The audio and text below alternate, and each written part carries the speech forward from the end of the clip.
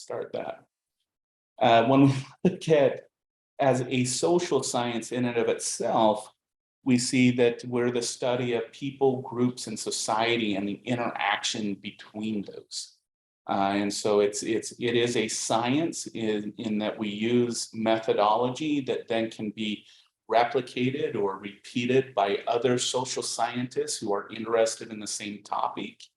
And so it has that evolving nature of science within it. And then finally, when we get down to a lower level of social interaction, it is a scientific study of social aggregates, the entities through which humans move throughout their lives.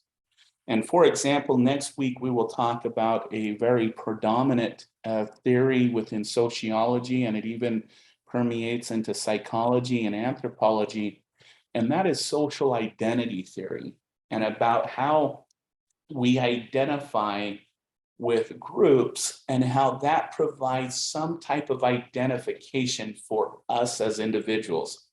Some popular social identities that are really given to us by a society, and the views of a society is, example, a mother or a father, your job title, student is a form of social identity, but they all provide us with some type of meaning on an individual level and have motivational forces that have even shown to help with things such as alleviating depressive symptoms and anxiety symptoms in people who suffer from those psychological disorders. In fact, one of the number one recommendations for people who are treating people with depression and anxiety is to focus on their identity and their identity with others, because research has consistently shown that that type of identity, who we belong to,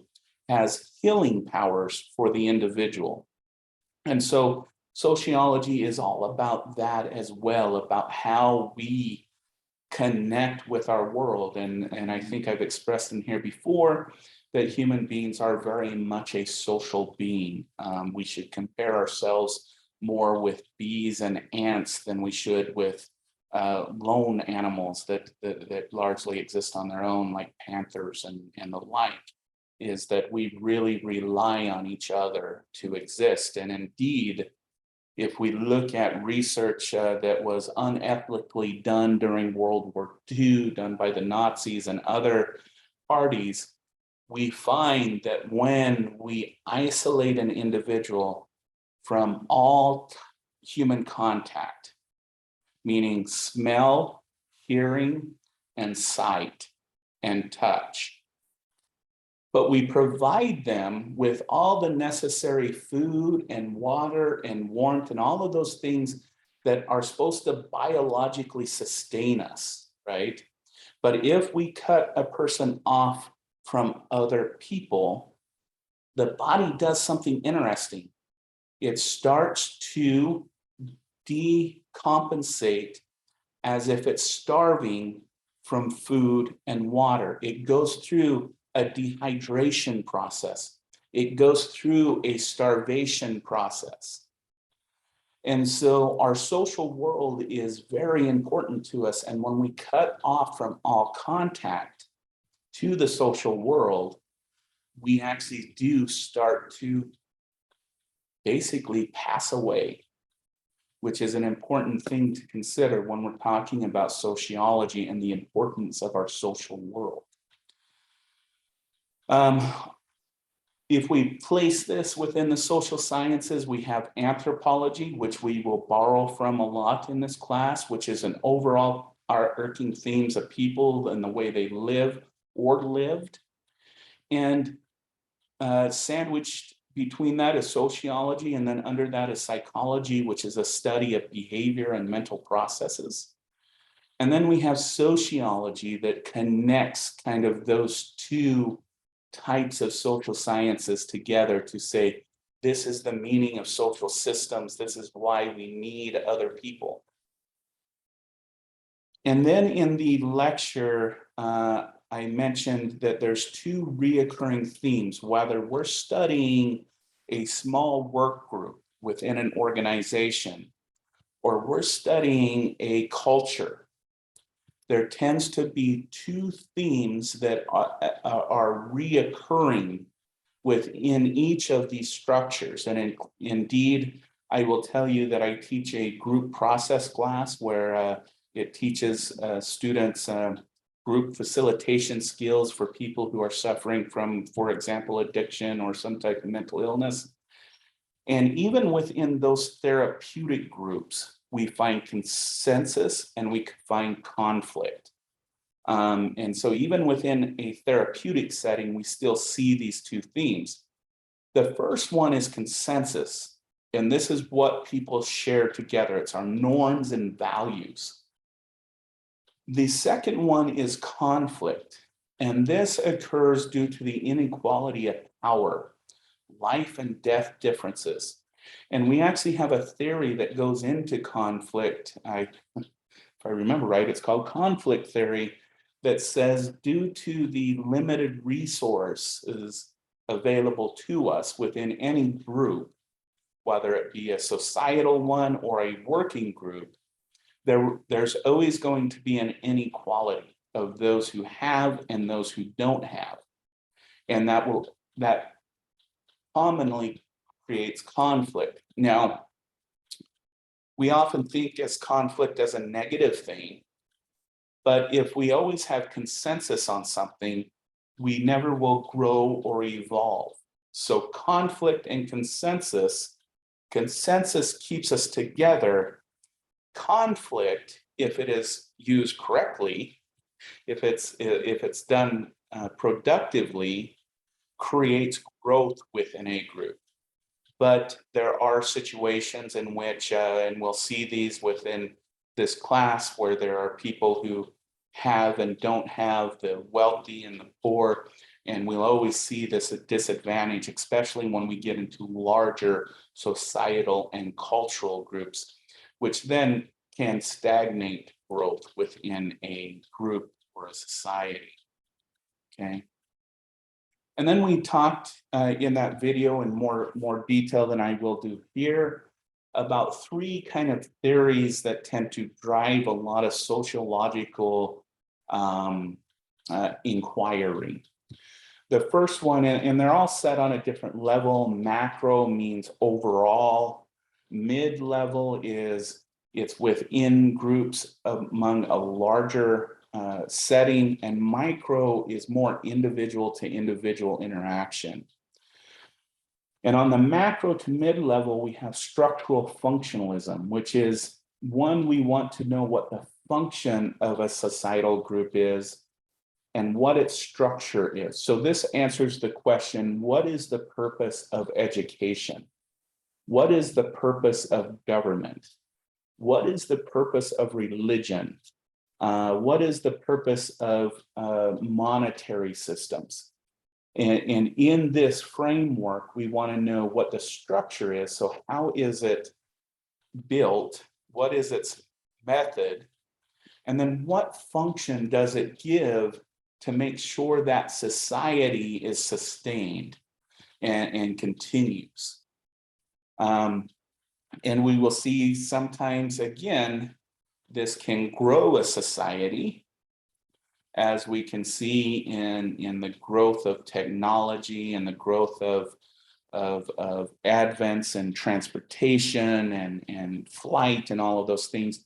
But it can also stagnate a society. In some cases, boarding schools is an example of stagnation because it tried to integrate individuals inappropriately. Genocide is another example of a structural functional type of situation. So we will see this and how it works within societies as both a potential for growth, but also as a potential for stagnation and falling into even worse conditions than when they started.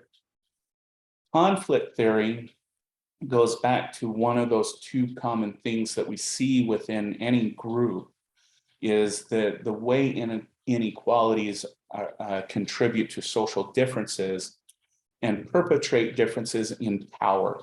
Now, again, there are good qualities to conflict, and then there are bad qualities to conflict. Good conflict gets people to talk and gets people to grow and develop socially. Negative conflict is when there is one power group that doesn't want to share, if you want to put it in those terms, or want to maintain their power. Therefore, they create conflict in other classes or in other groups to keep them where they are. And that is a stagnation type of conflict, and it results in non-growth. It results in a lot of the social wrongs that we'll talk about in this class, such as prejudice, discrimination, classism, and those types of things. On the micro level, we have what's called symbolic interactionism. And this is the one-to-one interaction and communication. And this comes down to language. It comes to visual representation. It's how we communicate to each other our cultural beliefs, our attitudinal beliefs, and those types of things. And I want to spend a little bit more time. I ended in the last lecture on symbolic interactionism, and I kind of want to pick up on that here in a minute. But I did want to ask, does anybody have any questions on the definition, the two common threads that we see, or any of these three theories? Does anybody have any questions? You can put your answer in the chat, or you can unmute yourself and let me know.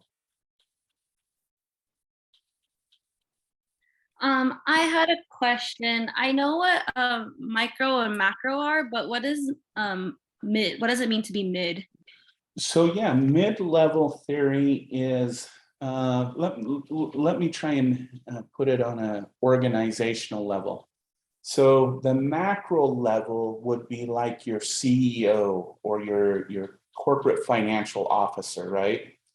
And on the micro level, you would be the people who produce and sell the product in the organization.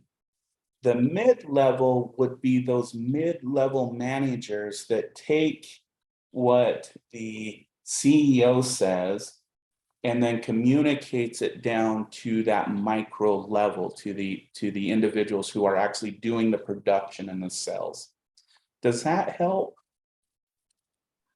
Yeah, that does. Thank you. Okay, you're welcome.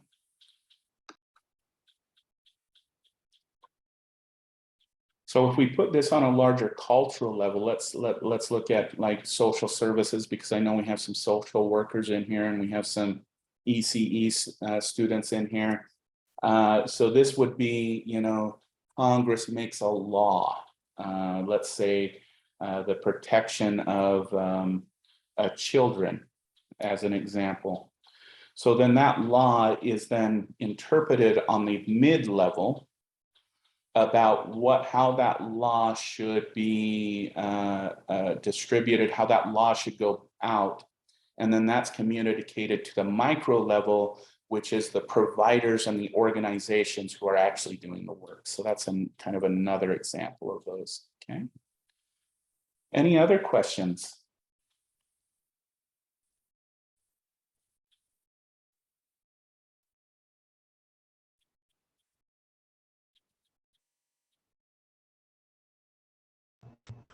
No questions. All right, thank you, Marissa. Okay. So I wanted to go and talk a little bit more about the symbolic interactionism, because this is where a lot of our cultural ways are communicated. It's not always communicated by, if we think about it on a level, a high government level, or by the president or someone like that. It's usually communicated first through maybe some local mid-news medias, but then it's discussed on individual levels between individuals. And we know that societies have used symbols to communicate many things.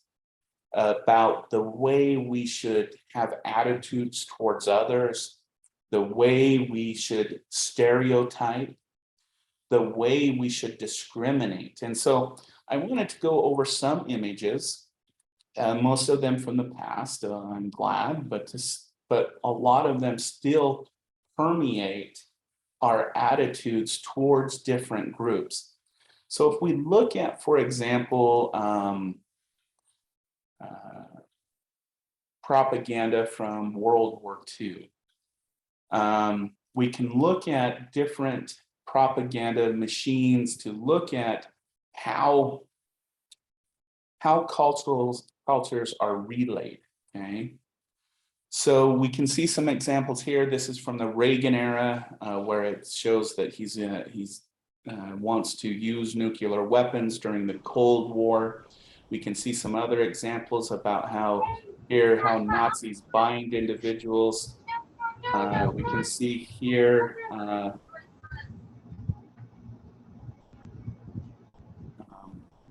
about, we can even see in some cases virtue being used against countries. So here we have the opposing country killing Christ again.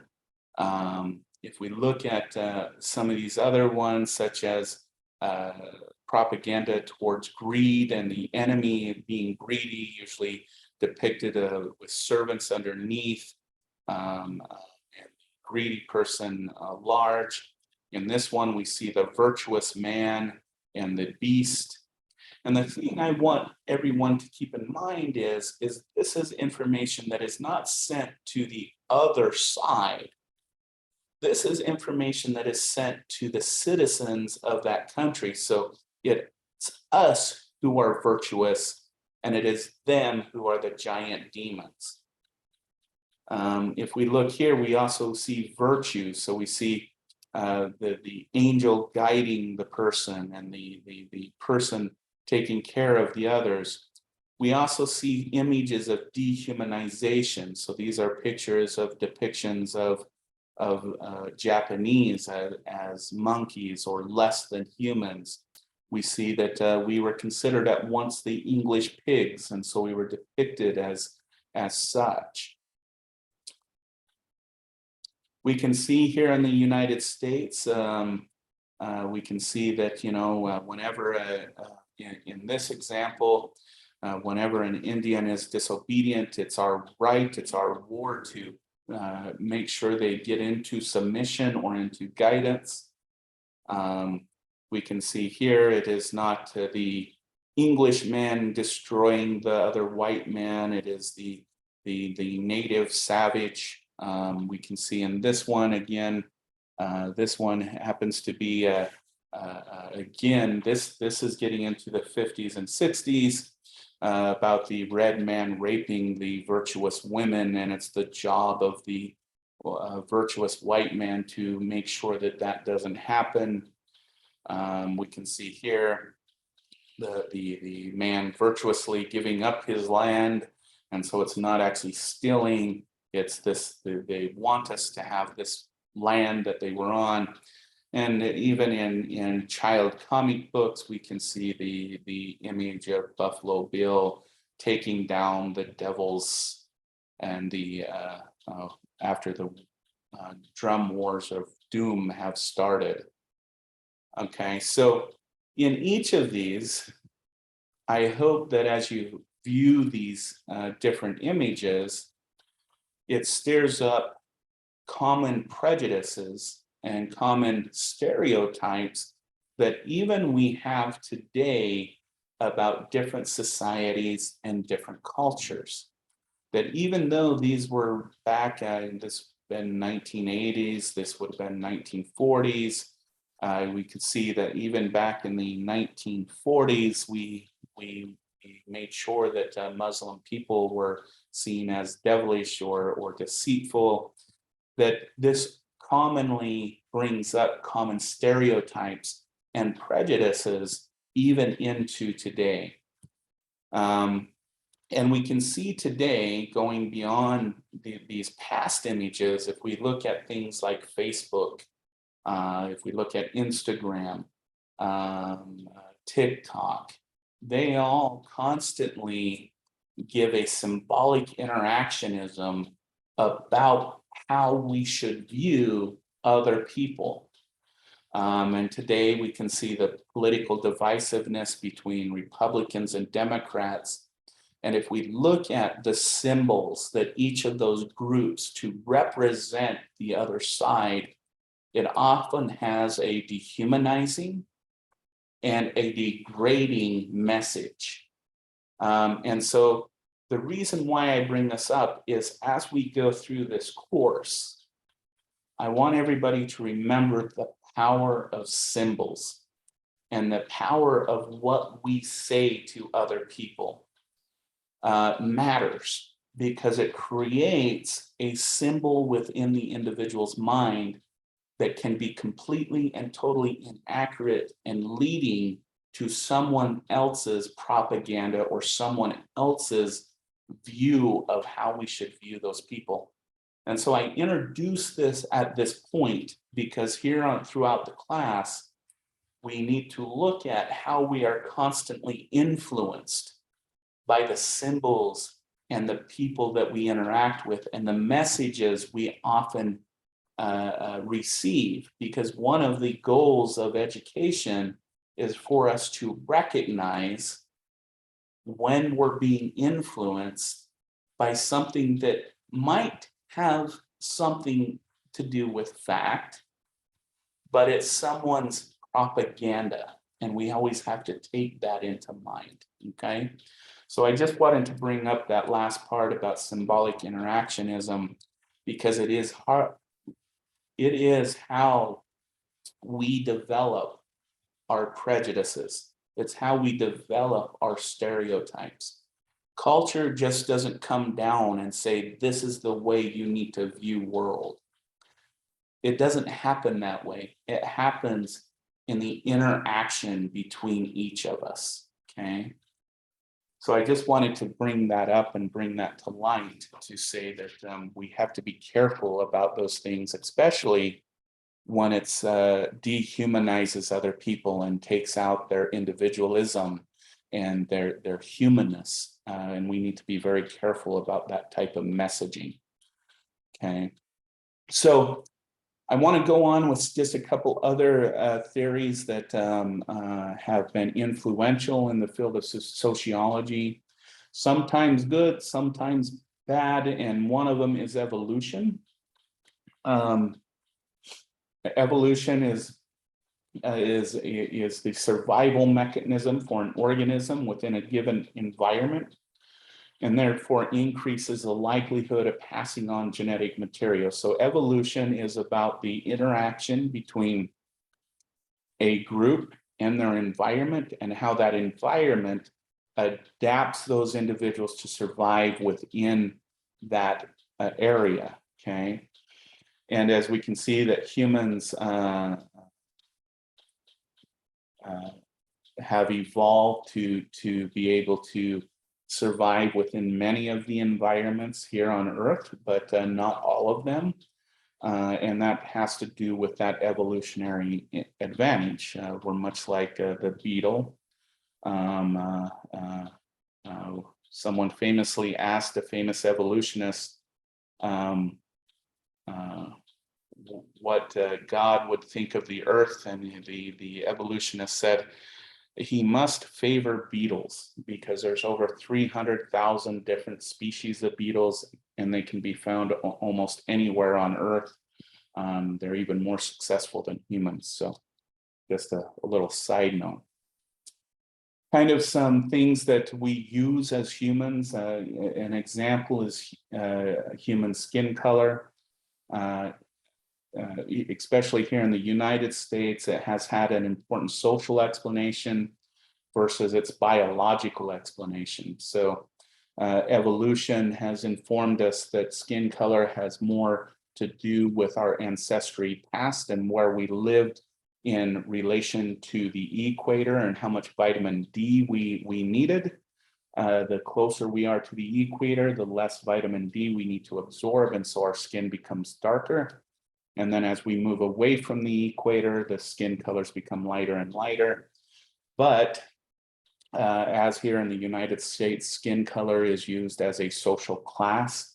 It's used as a way to increase our prejudices and the like. So we have to see the social interpretation versus the biological explanation to really kind of get through a lot of our prejudice and stereotypes that exist. I do want to mention some of the influences of evolutionary theory. There's something that's called social Darwinism, which wasn't even coined by Charles Darwin. Rather, it was a social philosopher, Herbert Spencer. And this gets a little bit strange because he mentioned survival of the fittest in the most inappropriate ways.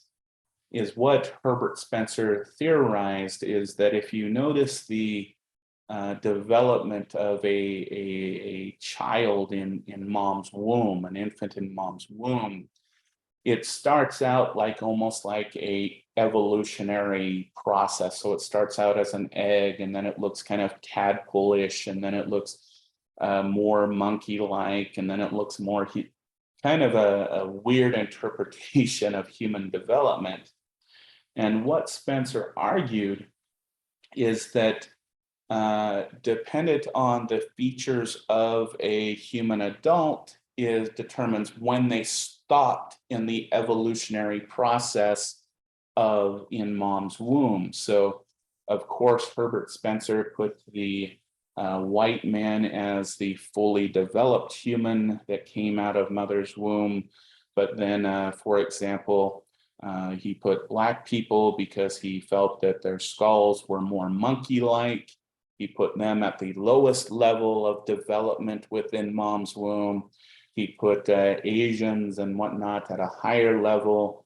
And then the term Mongolian actually comes from this type of movement to denote someone who is somewhere between the Black man and the Asian man, because they have ape-like qualities, but they also have Asian-like qualities.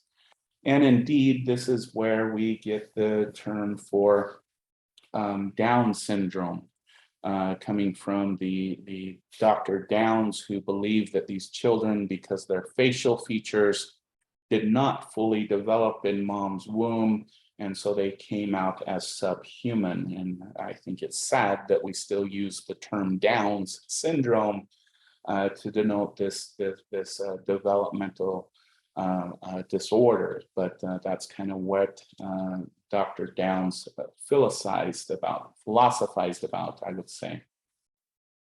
And we can see that based on this, here in the United States, we went through a eugenics movement. This occurred in the early 20th century, where people who committed crimes, large minority groups, were sterilized in order to prevent the continued development of that race or those people. In fact, we see this largely done with the mentally ill and with people who committed crimes, and is probably another shameful era in United States history. I bring up social Darwinism because even though it's not accepted as it's stated in the past, there is still that prejudice about levels of people. So still here in the United States, even though it's not accepted to really say this on the political correctness level, oftentimes white people are seen as the goal, and lesser groups are seen as a deficit, and that's an unfortunate still consequences of this thing we called social Darwinism, which is an example of bad theory, and how we can take something that has something and really twist it to fit our own view of the world. Okay. All right, does anybody have any questions about the theories that we talked about and how theories can be misinterpreted to create social wrongs in a lot of ways, and how they kind of try to work together to give us our view of our social world? Is there any questions at this moment? No. Thank you. Okay. Thank you, Keisha. All right. Okay. So I kind of want to talk about kind of a bridge between sociology and psychology. And that is the science of social psychology, which I admitted to you all that that's the area of my specialization. And the reason why I want to talk about this is because I want to make sure we have connections between our social world and how we live it as individuals. So we've added quite a bit of content about this term, social psychology. So this term, social psychology is the study of the interaction between the individual and groups, and how individuals influence groups and how groups can influence individuals. And I want to kind of play a video about the line between good and evil.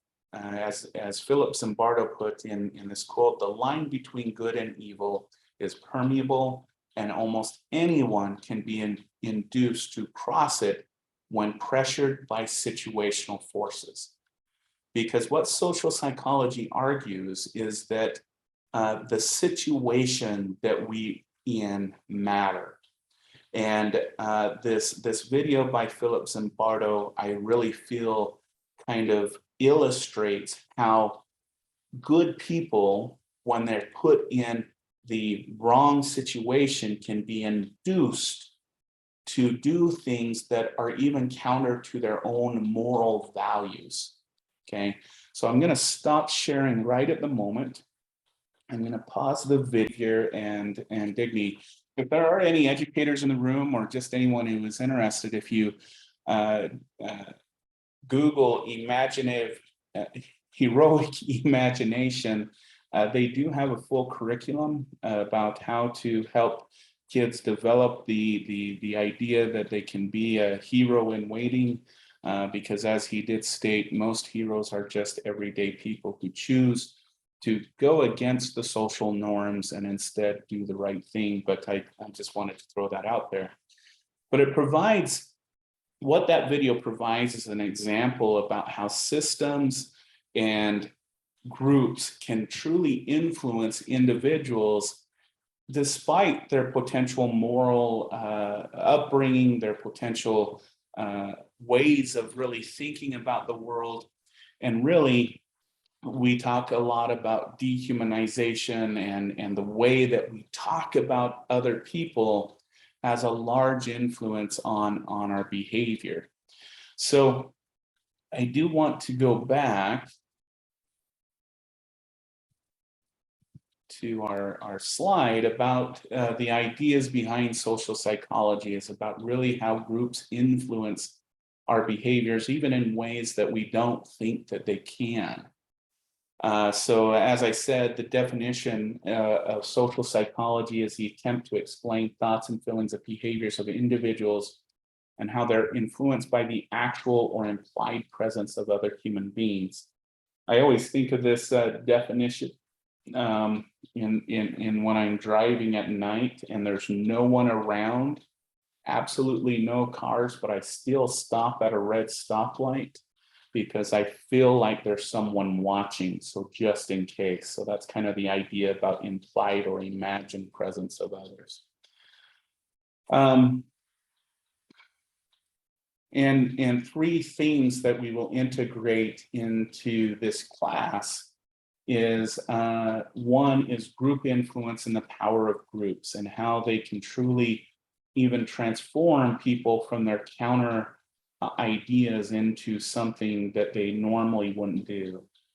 subjective experience and the person matters. So what we bring to a group or to a situation is important, such as our attitudes, our belief systems, and the like. And probably the third, which I think is important, is very small manipulations have large influences on behaviors. And we'll see how that plays out as we move forward. But I think for now, I think we're good for tonight because we've kind of gone into social psychology. We've kind of went through the breadth of sociology and seeing where we're heading and how these different systems play together to influence both our individual behavior, but also influence how our cultures interact with one another. So I'm going to kind of end tonight. We're about 7:15. I want to ask, does anybody have any questions, comments, anything you want to add to tonight's discussion? The floor is open to anyone who has any comments or questions. Yes, hello, this is Frank. Hey, Frank. Yeah, not according to this class, but back to the quiz number 1. I took that quiz last week, Friday. I was interested in finding out where I was. So I took the quiz without reading the paper or the book or the page that we're supposed to. I did okay, but not as good as I wanted to. Now, the reason I did that was just to find out where I was at, get my understanding, see if I knew what I thought I knew, which I found out that I really didn't. And then I went back and reread the page and found my mistakes, understood why I made them and how I made them. And I went back to retake the quiz and I wasn't able to. Now, I don't know how things work, but I do not learn with one quiz. I mean, this stuff is so open. It's got so many ranges, so many different kinds of understandings and things that it's kind of difficult to just get correct in one quiz. My best way to learn is to study, make mistakes, and correct my mistakes, learn what I did and take it from there. And I wasn't able to do that. I was wondering, are all your lessons going to be one quiz? So I need to study seriously before I take that quiz, or will you give us a second attempt? You know what, Frank, I'm going to open up that quiz again. I've actually been really debating the whole textbook quiz thing. Because I don't think it's a true measure of what everybody is learning in the class. No, it's not. That's the way I felt about it. And so I'll reopen it so that you can just try it again if you'd like to. But I think in the end, I'm just going to eliminate that one. Okay. And what I'm going to say from here on out is I'm going to provide chapters in the book that will prepare you for our class tonight. Okay. Each night, so that you can kind of get prepared to, go through the languages and definitions. And I think from here on out, I'm going to start asking reflection questions that you can reflect on based on the content of the class, and you can relay to me what you have learned, so that I know that we're on track, we're getting the information we need. But I really feel like, especially a class like this, I really rethought the whole quiz thing and those multiple choice answers and all that kind of stuff. So can I get a thumbs up or a thumbs down, or can we agree that we're going to instead do more discussion posts and reflections about what we're learning in the class versus those quizzes? Can we get a yes or a no on that? If you prefer quizzes, that's cool. But I just don't think that really captures what everybody is learning necessarily. I'd rather know what you're learning than what, the definition of social construction is or whatever. So are we okay with that? Maybe going more towards reflections and that kind of stuff instead of those formal quizzes? I'm all for that. I mean, that's basically what it is. It's a different understandings from different people. I mean, we all have our opinions.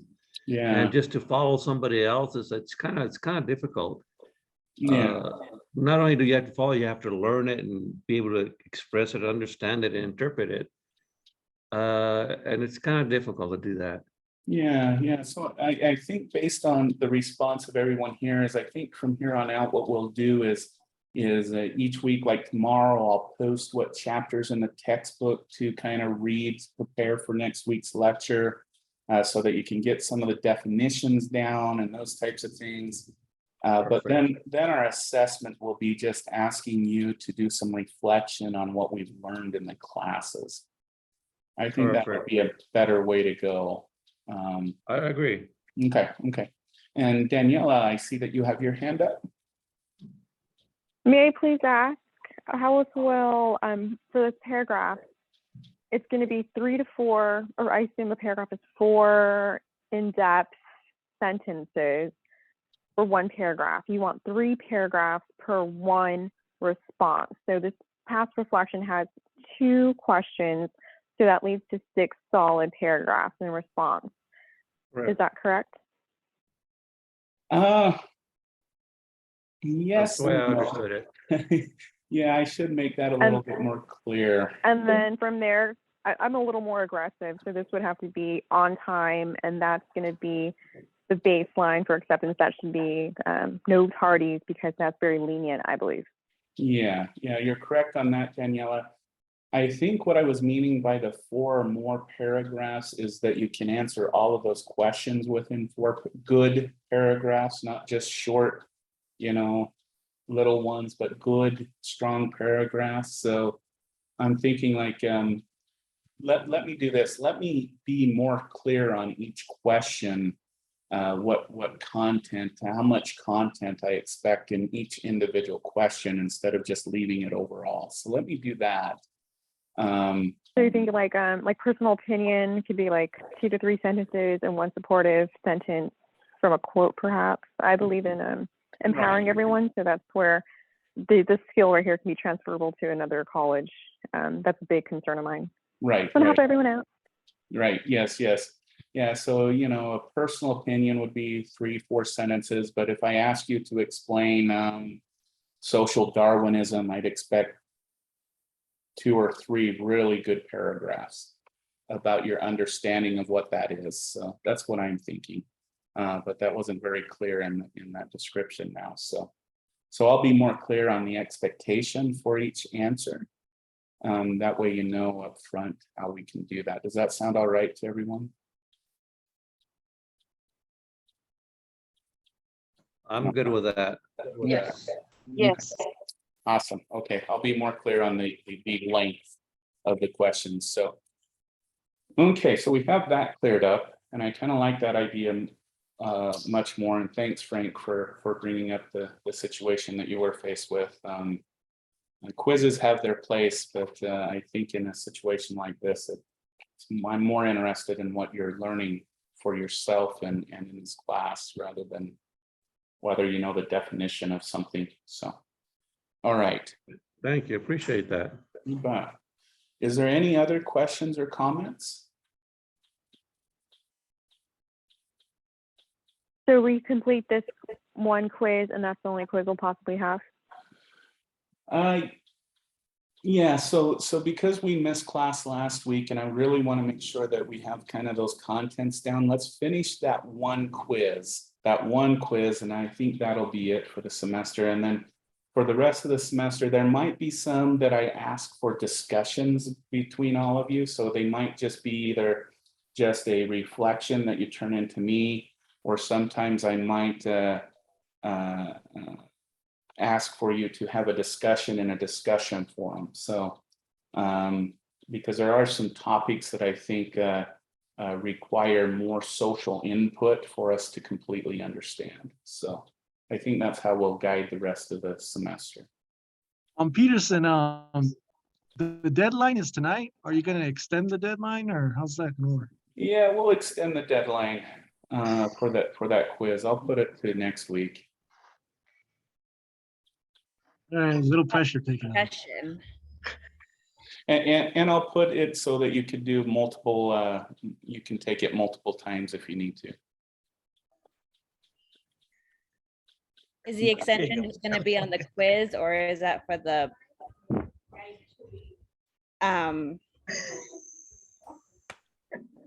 No, I'm sorry. For the reflection. yes, the reflection question, sorry, brain fart. Man, you all are pushing it. Yeah, A we lot of can, information coming in. we can put an It's hard extension to, on that one as it was well. hard to come up with the paragraphs, just because we didn't, I mean, for some of, like, the first question between the theories, so just having, the discussion with, or hearing, the differences between those kind of got the train rolling again, so. Okay. Yeah, I'll extend that one and I'll put more detail on what I'm looking for each answer. Okay. Wow. Does that work for everyone? That's a lot of help. Thank you so much. You bet. Yes, thank you. Okay. I also wanted to add one more thing. I'm living in Cells. I'm like a quarter mile from the college. And I like to invite anybody that's from Cells or living in Cells or nearby to come down to the library and maybe have a group discussion. Vince is here. And I think there's about 3 or 4 maybe other students that are from around the area. It'd be awesome to get together and move things around. If you have a Everybody Zoom, wants I'll join. Hey, Frank, on that end, what I'll do is I'll do a discussion post about a study group and you guys can maybe coordinate that way in the Canvas. So I'll put up a discussion post about a study group at the campus for anyone who's interested. How does that sound? Awesome. Perfect. Thank you. Mhm. Sounds good.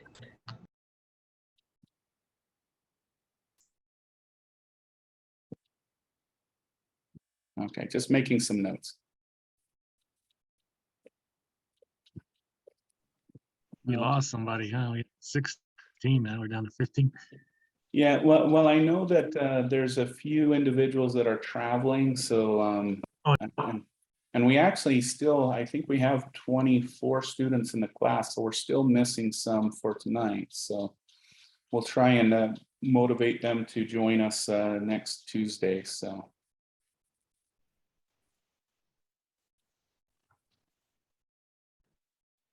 I believe they will. It's a good class. You're a good teacher and we're ready to go. Well, thank you. I appreciate that. It's good to have good students, so that always is helpful. All right, gang, let's go ahead and call it a night for tonight, and I'll do those updates to the quiz and post that discussion group and give more detail on what's expected for that reflection, and then we'll go from there. All right. Sounds good. All right, everyone have a good night. Night, everyone. Have a good Thank one. you. Good night. Good night. Good night.